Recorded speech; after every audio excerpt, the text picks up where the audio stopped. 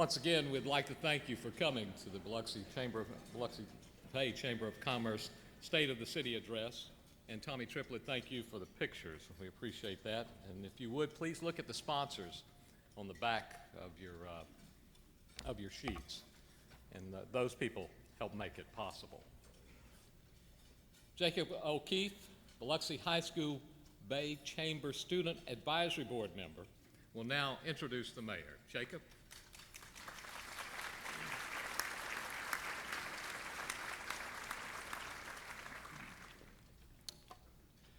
Good morning. I'm honored to be here today and would like to thank the Biloxi Bay Chamber of Commerce for allowing me to introduce our speaker this morning. As many of you know, my grandfather, Jerry O'Keefe, a great man to both his family and community, served as mayor of this city for 2 terms in the 70s. Our speaker today is also a great man, currently serving in his 4th term, a man who has earned the respect of many and is leading Biloxi to a brighter future. Ladies and gentlemen, please help me welcome the mayor of Biloxi and our distinguished speaker, the Honorable A.J. Holloway.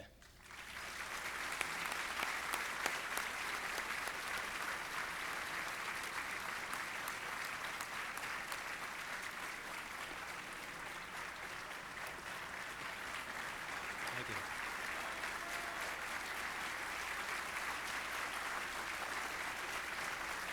Thank you.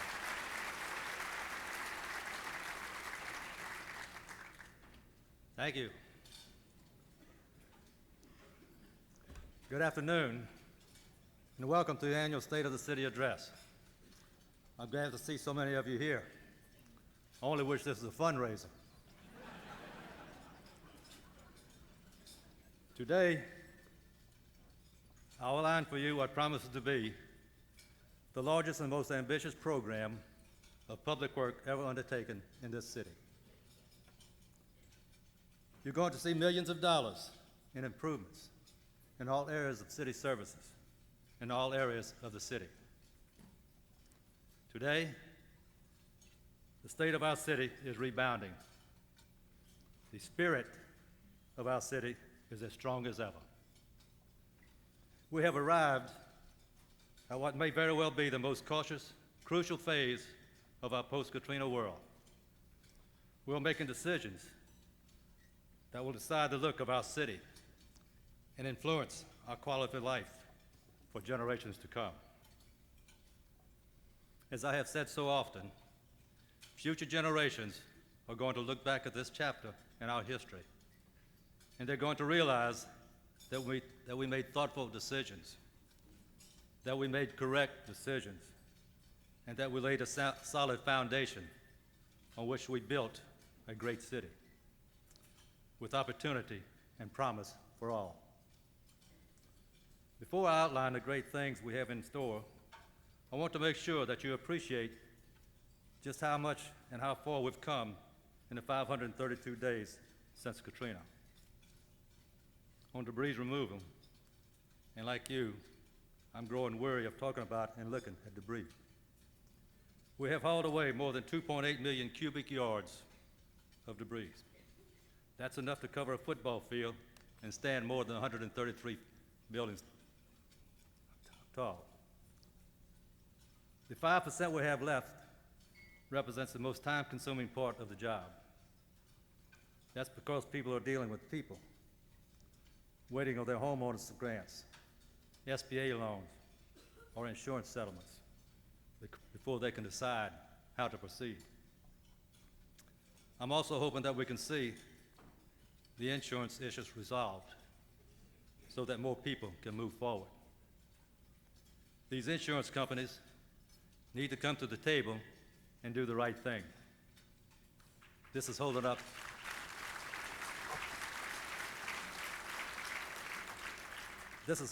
our recovery. One of the yardsticks that we use on population is in our public schools here in Biloxi. Right now, school enrollment is 22% off its pre-Katrina level of 6,100 students. Biloxi schools, I remind you, were back in session 19 days after the storm, And with the reopening of Nichols and Gonflo a couple of months ago, all Biloxi public schools are back online. In fact, our students are excelling. Biloxi High was one of 4 schools in the entire state to be recognized as a top performer for the 05-06 school year. In the year of the hurricane, our students were nominated as the National Blue Ribbon winners. I congratulate Dr. Tisdale, the school board, faculty, staff, and the students on this achievement.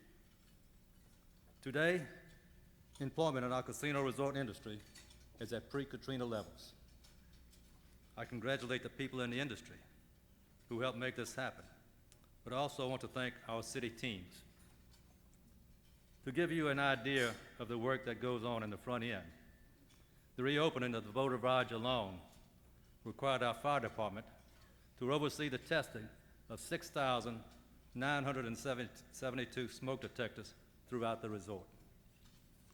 Multiply that times the 7 resorts that are open today, and all done in a 10 to 12 month time frame.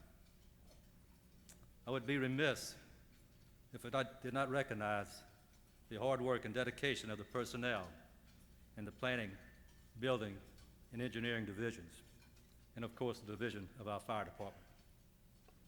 They knew the importance of getting people back to work.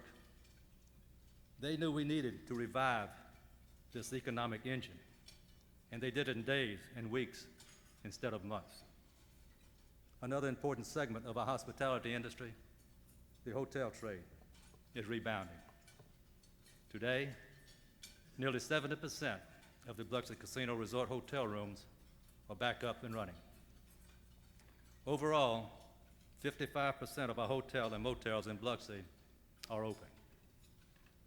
Couple those factors with the renovation and expansion work going on at the Coliseum and at the airport, along with the July opening of Hard Rock Hotel and Casino, along with the late spring opening of Treasure Bay Casino and Resort, along with the pending expansions of Isle Capri and Palace Casino Resorts. You get the idea that we're showing strong signs of recovery in the hospitality industry. But we're not there yet, and we still have a way to go. Let me spend a few minutes to give you an overview of city finances. Some people have criticized me in the past for being tight with a nickel, but they have been thanking me over the past 18 months. Since Katrina, the city of Biloxi took in less tax revenue than at any other time in the past 15 years.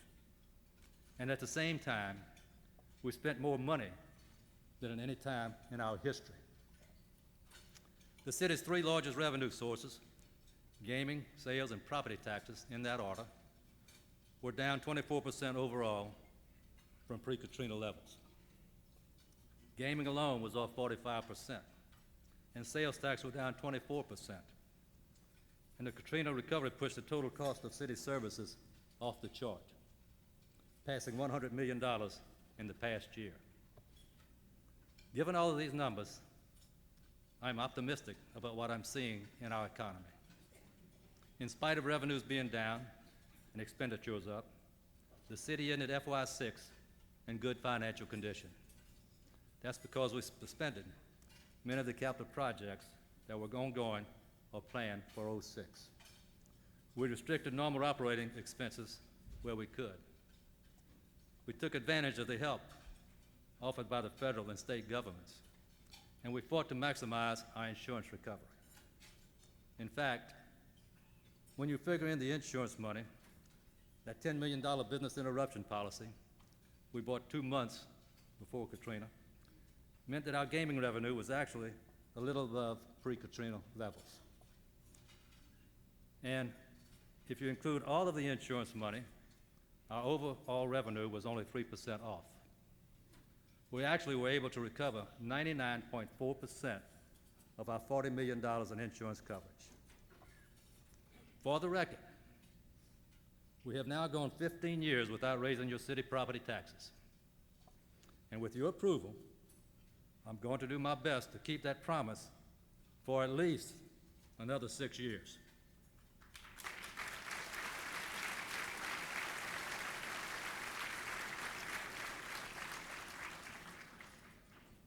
In the past several months, we've been seeing record levels of gaming revenue in Biloxi. Sales taxes are at 85% of their pre-storm level. This trend is going to mean more of our tourist amenities building back, which means more jobs and stabilizing our taxes. I drive the same streets in Biloxi that all of you do. I see the barren blocks of land on Point Cadet, Back Bay, Eagle Point, Sunkist, and the empty lots on Front Beach. I know that on Point Cadet, we face the prospect of having to build affordable housing in an area where property is unaffordable. In an area where 45% of the households had an income of less than $24,000, and a significant number were renting. We need to face the fact that Point Cadet will never look the way it did before. The fact is, based on their preliminary flood elevations, FEMA is going to declare the majority of Point Cadet to be in a flood zone area.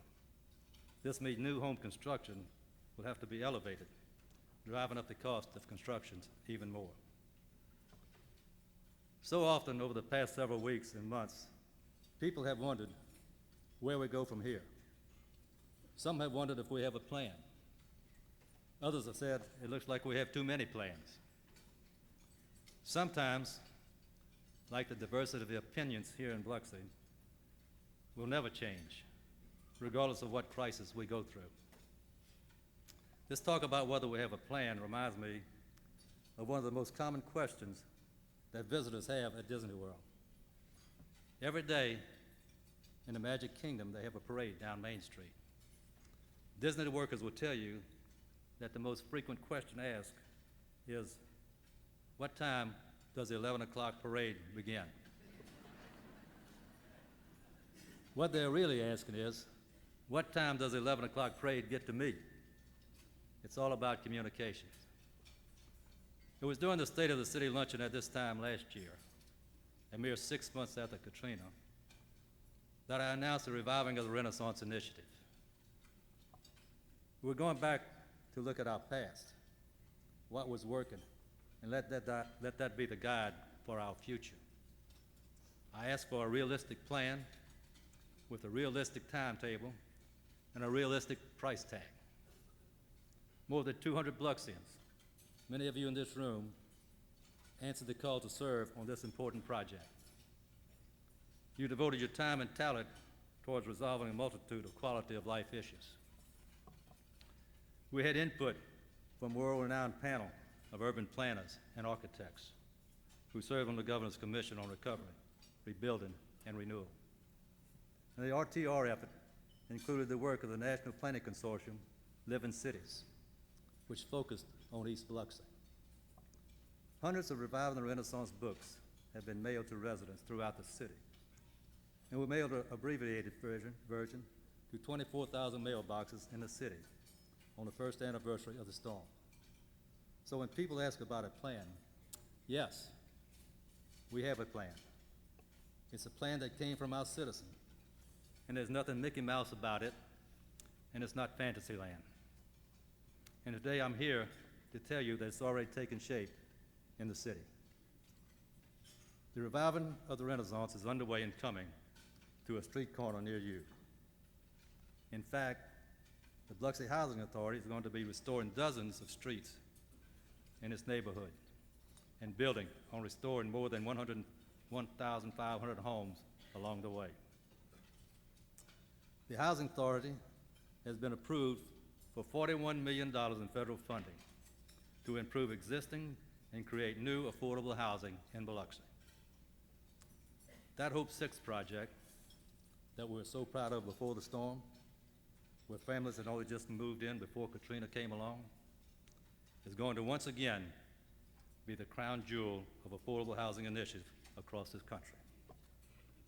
And it's going to be better than it was before, and it's going to be sooner rather than later. Tenants in the Hope 6 projects are expected to start moving back into the Bayview site next month. And the senior village on Point Cadet, which is under construction at the time of the storm, will see tenants moving in shortly. I congratulate the City of Biloxi Housing Authority board members, Mr. Chairman Delmar Robinson, and the staff on these accomplishments. I'm glad to see that the leadership of Keesler Air Force Base is here today. Several months ago, Keesler unveiled a new hurricane hunter, the Spirit of Biloxi. And when you talk about housing, just look at what Keesler is doing. Right now, the base is on the verge of the largest residential housing project in the history of the United States Air Force. This $288 million undertaking will see 1,067 new housing units in all. Work on the first quarter of the units will be underway next month, and more than half of all the homes will be under construction by the end of this year. This work essentially will mean new neighborhoods at Thrower Park, Falcon Park, and Bay Ridge. And Keesler, I'm happy to say, is building these neighborhoods in line with the issues we discussed in the reviving of the Renaissance Report. The base has established a standard of 18 feet above sea level for these new units. And the neighborhoods will be well lit, pedestrian friendly, and safe, with an eye to green space, parks, and preserving trees. Since the storm, our Community Development Department has issued more than 8,500 permits involving storm repairs, new residential and commercial construction. We've saved residents nearly $160,000 by waiving fees on storm repairs.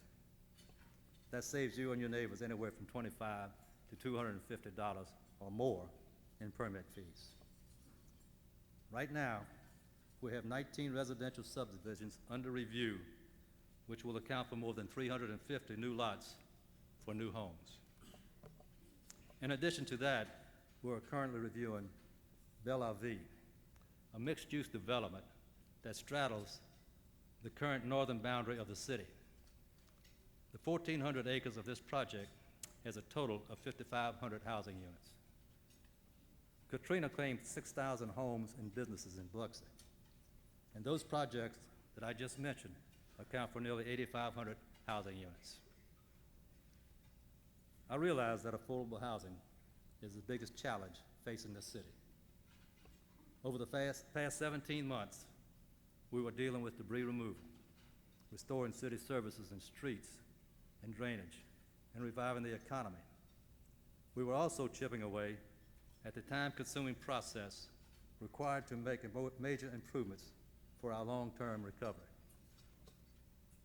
As a result of this work, you'll see tens of millions of dollars in major improvements take shape in the next several months. Over the past 10 years, we spent an average of $16 million a year on capital projects. Today, that budget is $53 million, with another $60 million working its way through the FEMA pipeline. We're investing as much as $10 million in repairs and improvements at Point Cadet Marina and the Biloxi Small Craft Harbor. Our work is going to make these facilities better than they were before the storm. We have 4 contracts totaling $3 million underway right now, bringing new street signs, traffic signals, school crossings, sidewalks, curbing and gutters, and potholes in 680 streets throughout our city. That's work on more than 3/4 of the streets in our city.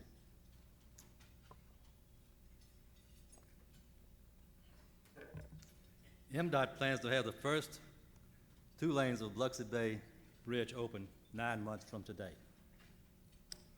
You'll see more lighting on US 90. It was only a matter of weeks after Katrina when we had a good many of the street lights restored in the center median. Now we're embarking on a project that will see all of this scenic highway lit. It's going to be better than it was before Hurricane Katrina.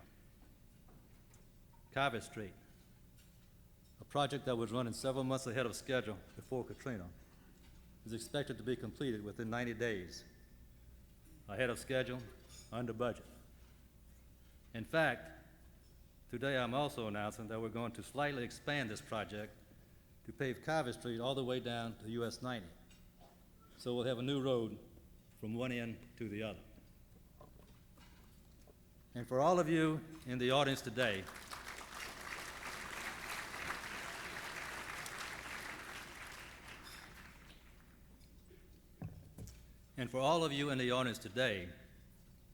who are in carnival groups, I have some good news.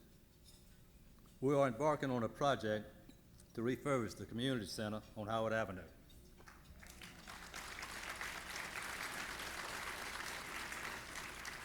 For use as a temporary community center. I say temporary because the improvements we're going to be making, such as adding an elevator, are going to help accommodate the future long-term use of this facility, which is to house our senior citizens' activities. Architect David Hardy assured me that this temporary community center will be ready to host activities by the end of this year. And there's even better news for the property across the street from the temporary community center. A number of you in this room responded to a survey we conducted before the storm. We were in the initial phases of designing a new and larger community center to be built in East Biloxi. It will house a new and larger community center on its first 2 floors, able to accommodate the larger carnival balls that have been forced to move to the Coliseum.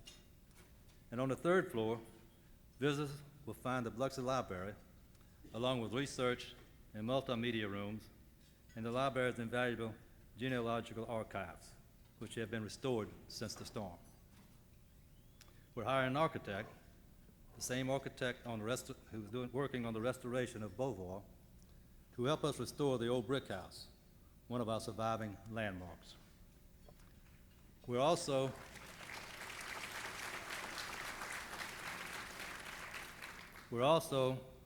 going to take steps to restore our signature landmark, the Biloxi Lighthouse, which has stood so proudly since Katrina. All these ideas are not things I dreamed up. The ideas come from the pages of Reviving the Renaissance report. They came from you. And by combining uses of buildings, we become eligible for 90% funding from FEMA. So you see, the real reviving of the Renaissance will be the same things that you were seeing before the storm: improved city services and facilities, safe and clean neighborhoods, state-of-the-art schools, and boulevards and neighborhood streets that move traffic and drain effectively. In short, you'll see the return to an excellent quality of life that you so rightly expect and so richly deserve. As we move to the future, we'll be guided by our past. That's been my consistent message before and after August 29th, 2005. The Carver Street project is a perfect example of following through on smart growth. This project helps move traffic in a safe and efficient manner. It's well landscaped, well lit, and pedestrian friendly. It creates opportunities for small business people, which creates jobs and enhances our tax base. To those of you who worked on the RTR, I promise that your work will not have been in vain. Now, some have worried about all the talks of casinos and condominiums. I've said in the past that we could see as many as 20 casinos in 10 years here in Biloxi. And right now, we have proposals for more than 12,000 condo units. Some say we could see as many as 30,000 hotel rooms in our community, and as many as 30,000 people working in the casino industry. One thing it would do us all well to remember is that it was not too long ago when this city was in dire straits. I'm not talking about Hurricane Katrina. I'm talking about the 70s, the 80s, and pretty much any time before August 1st, 1992.